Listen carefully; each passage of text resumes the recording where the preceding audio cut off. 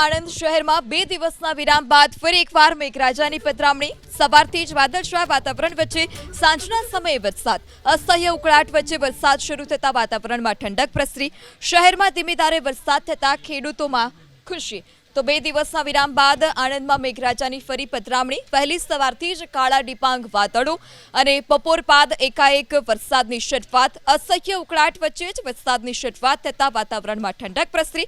આ સાથે અનેક નીચાણવાળા વિસ્તાર કે જ્યાં જળભરાવની વર્ષો જૂની સમસ્યા યથાવત જોવા મળી। આણંદ શહેરમાં 2 દિવસના વિરામ બાદ ફરી એકવાર મેઘરાજાની પધરામણી। સવારથી જ વાદળછાયા વાતાવરણ વચ્ચે સાંજના સમયે વરસાદ।